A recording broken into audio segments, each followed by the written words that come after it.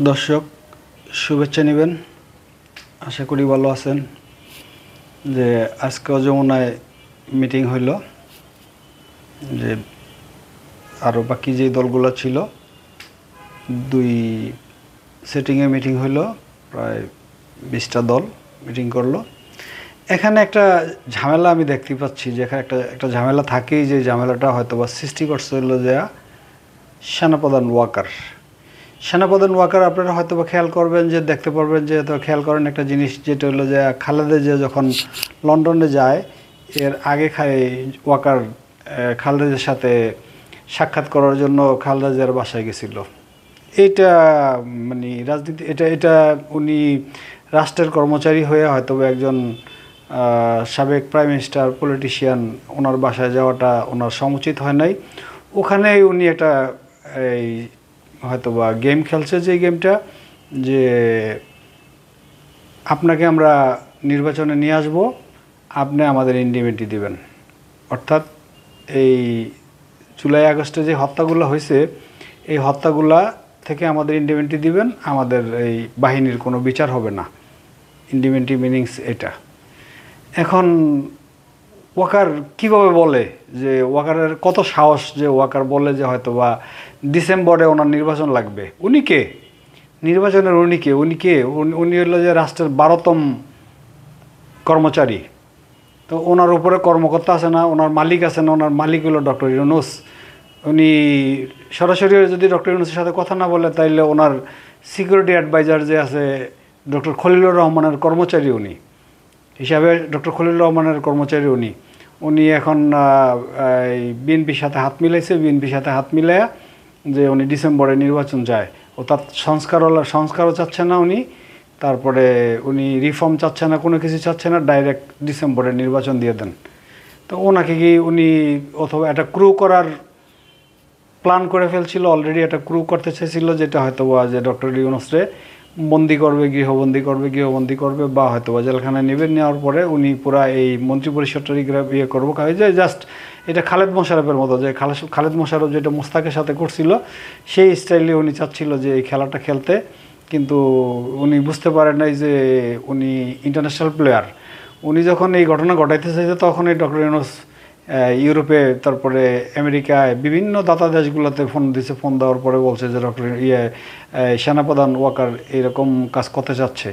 পরে ওনাকে ফোন দেওয়ার পরে বলছে যে তোমার মিশনের সব আর্মি আমরা প্যাক করায় দিব, এবং তোমার স্যাংশন দিব, হয়তো বা দাতা দেশ আমরা উন্নয়ন সহযোগিতাও আমরা তোমার কোনো ঋণ দিব না, বা টাকা দিব না, পয়সা দিব না।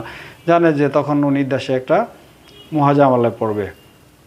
এখন এর সাহসটা কত আপনি দেখেন, যে কে নির্বাচন চাওয়ার নির্বাচন কি দিবে না বলছে ডক্টর ইউনূস। তো আজকেও বলছে যে হয়তো যে আমি জুনের পরে আর যাবই না, অর্থাৎ জুলাইয়ের 1 তারিখ পর্যন্ত যাবো না, জুনের ভিতরেই আমি নির্বাচন দিব। কিন্তু নির্বাচনটা আমি দিব এরকমভাবে দিব, যেন হয়তো আগামীতে আর কখনো এরকম না হয়, যেটা হয়তো যেটা 24-এর মতো এরকম ঘটনা না ঘটে। এইটাই আমি হয়তো সংবিধান রিফর্ম করব, এবং অন্যান্য যেগুলা রিফর্ম করা লাগে প্রতিষ্ঠানগুলো, এগুলো বিচার বিভাগ, বিভিন্ন বিভাগ আমি রিফর্ম করার পরেই নির্বাচন দিয়ে দেব।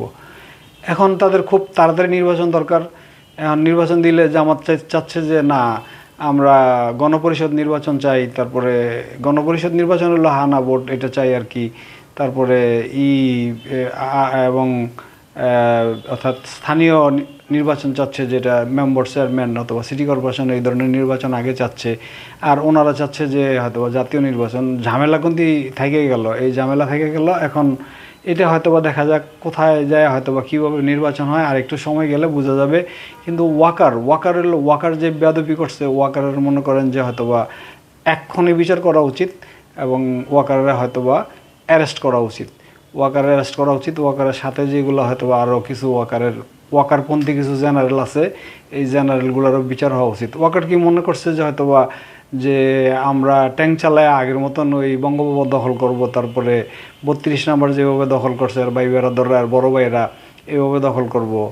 এখন পোলাপাইনের সাহস দেখেন নাই, মানুষের সাহস দেখেন নাই, যে যাইতে পারবো ট্যাঙ্ক লিয়া কোন দিয়া, বা হয়তো বা ওই রাইফেল নিয়ে কি আগে আইতে পারবো, কয়টা মারবে। ওই যে আগে দেখেন নাই যে একটা মারলে 10টা আগে আসছে। তো এই জাতীয় হলো একটা মারলে 10টা আগে আসে, এত সোজা না যে হয়তো বা ওয়াকার যেটা করবে। তবে ওয়াকার খুব খারাপ কাজ করছে, যেটা ওয়াকার বেয়াদবি করছে, বেয়াদব ওয়াকার হয়তো বা যে ডক্টর মোহাম্মদ ইউনূসকে যেভাবে হয়তো বা সম্মান দেওয়া দরকার সেভাবে সে সম্মান দেয় না। সে মনে করে যে সে রাজা, সে যদি হয়তো বা সব কিছু বুঝাই দিব, তাহলে সব কিছু বুঝাই দিলে তো মনে করে যে দেশের দায়িত্বভার সব নিছে। আচ্ছা, আমাদের দায়িত্বভার সব নিছেন, আপনি ভালো করছেন।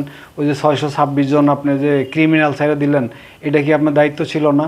ওই ক্রিমিনালগুলো আমাদের আইনা দেন, ক্রিমিনাল তো আমাদের লাগবে। আপনার ওই যে দুইটা জ্যাডস পাঠাই দিয়েছেন, এই জ্যাডস দুইটা কারে জিজ্ঞাসা করে পাঠাইছেন? কারো আমাদের কি জনগণের জিজ্ঞাসা করছেন যে শেখ হাসিনারে, শেখ রেহানারে কি ছাড়া যায় কি না, আমি কি তারে ছাড়বো কি না? তাহলে তারে ছাড়লেন কেন? এখন এই যে রেহানা তারপরে হাসিনারে ছাড়ছে, আর 626 জন যেই ক্রিমিনাল ছাড়ছে, এই ক্রিমিনালের জন্যই ওয়াকারের বিচার হবে। এখন ওয়াকার বাঁচার একটা ফন্দি আঁকতেছে যে আমি হয়তো বিএনপির সাথে কথা বললাম, বিএনপির আমি ক্ষমতায় নিয়ে আসি, ক্ষমতায় নিয়ে আসলে পরে আমি ইন্ডিপেন্ডেন্ট নিয়ে নিব। তোমার ইন্ডিপেন্ডেন্টের আগেই তোমার বিচার করা ছেড়ে দিব। তুমি কার সাথে টক্কর নিছো তুমি তো বুঝতে পারো নাই যে তুমি ফাইসা গেছো গা। তোমার বিচার হবে, তোমার খুব তাড়াতাড়ি বিচারের কাঠ গড়ায় দাঁড়া করায় দিব, এবং তোমার হয়তো সাথের যেগুলো আছে সবগুলোর এই বিচারের কাঠ গড়ায় দাঁড়া করে দিব। এর নাম ডক্টর ইউনূস। তুমি মনে করতেছো যে হয়তোবা যে উনি কিছু বোঝে না, না ওনার সাথে তুমি সরি ঘুরাইতেছো যে আমি যে উনি, তুমি মানে তুমি জেনারেল হয়ে গেছো দেখে কি তুমি 12 নম্বর কর্মচারী, দেশের 12 নম্বর কর্মচারী, দেশের দুই নম্বর হলো যে মালিক। বলতে গেলে তোমার মালিক হলো যে ডক্টর মোহাম্মদ ইউনূস। এরপরে তোমার মালিক হলো যে নিরাপত্তা বিষয়ক যে এই উপদেষ্টা, অর্থাৎ তুমি তাদের সিলেট দিবা। তুমি নিরাপত্তা উপদেষ্টাটা সিলেট দিতে চাও না? তুমি কি বড় একেবারে হয়ে গেছো গা। তুমি হইলা যা হয়তো বা আইএ পাস নাইলে হয়তো বিএ পাস করছো, আর ওই লোকে ডক্টরেট ডিগ্রি করছে, তারপরে সে বিভিন্ন বিশ্ববিদ্যালয়ে পড়াইছে, জাতিসংঘে তার জীবনটাই শেষ করছে চাকরি করতে করতে, এই ডিপ্লোমেসিতে চাকরি করতে করতে তার জীবনটা শেষ করছে। তারে সিলেট দিতে তোমার শরম লাগে, তুমি তারে সিলেট দিতে পারবা না, যে না তারে সিলেট দিলে আমার যাবো গা, সম্মান যাবো গা। তুমি কর্মচারী, তুমি তোমার যে উপরে আসবে তারই স্যালুট দিবা। তোমার উপরের র্যাঙ্ক যে থাকে তারই তোমার স্যালুট দিব। তোমার নিচের র্যাঙ্কের স্যালুট দেয় না।